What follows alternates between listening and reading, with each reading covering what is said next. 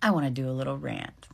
Since I've been crying and I'm fully like in my feelings, I have a little rant.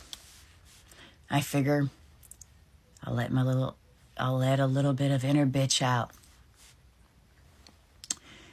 So at 4 o'clock this morning, I texted somebody that my cat died. And so when I woke up at 8, there was no good morning. There was no, I'm sorry to hear that. And this really fucked with me because I was like, this is a person that like I am so freaking comfortable when I'm around them. And I sent them a message that talked about how insecure I am, about how I don't necessarily need all of somebody's attention, but I do need reassurances that I matter. And I knew that at 8 o'clock in the morning, they had been up. They had. And so I was like, nothing? Like, I do all this work trying to build trust and being transparent with this person because I know what they've been through. And it's stuff that you know, I feel like they don't know their worth, and I want to make sure that they know their worth. And you know, and nothing.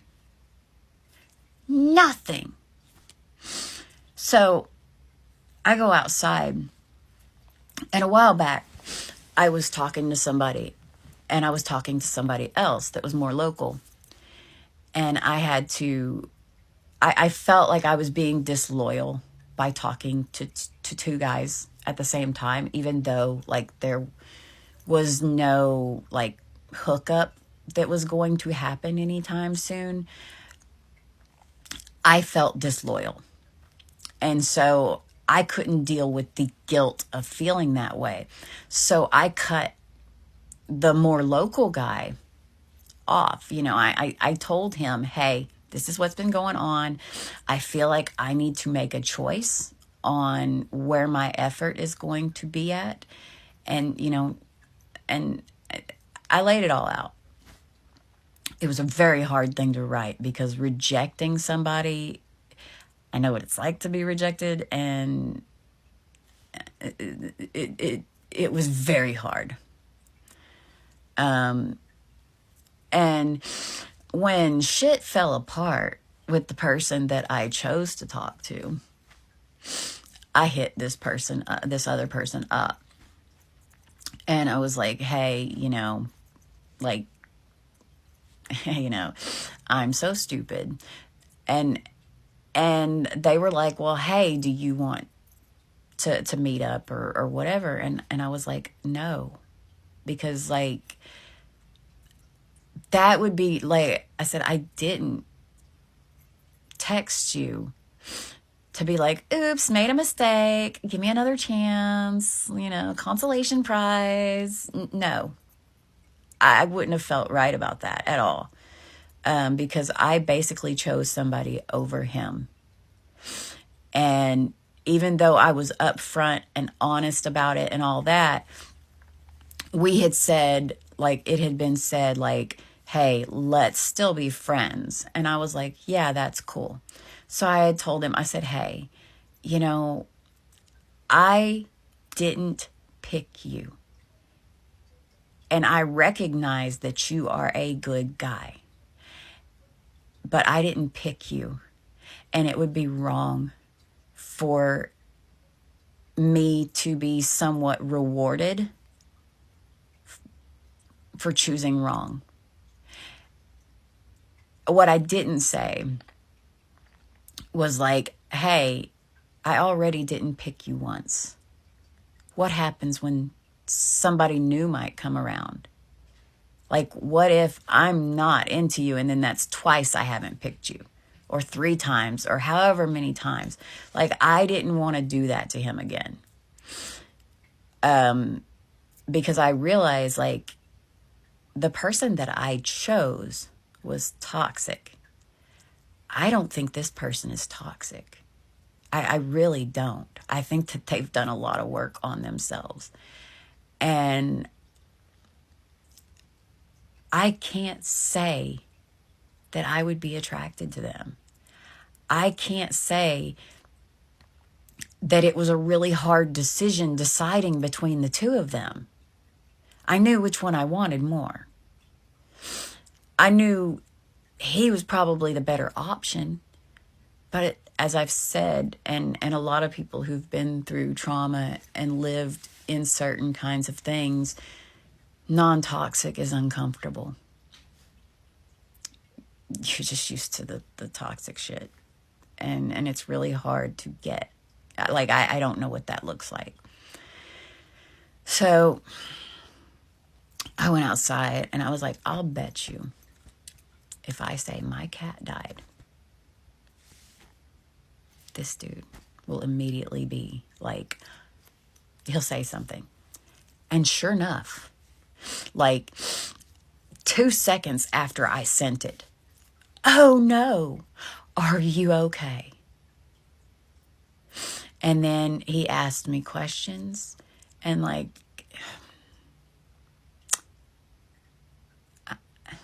I so want to like him. I really do. I so want to like him, but I am so scared that, like I know he's, you're not promised tomorrow or anything, but he's got a clock. He has a health problem that has a clock on it. I just don't know if I could put myself through that if I did. But anyway, back to my rant.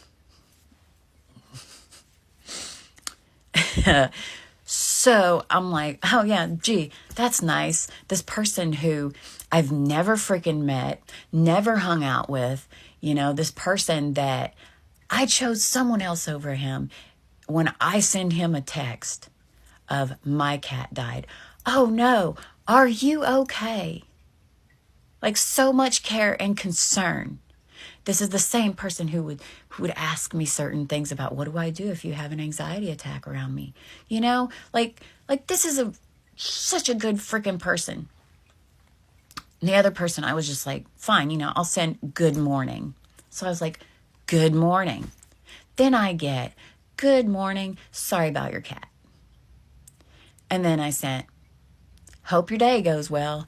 And then nothing. Not asking me how I'm feeling. Nothing.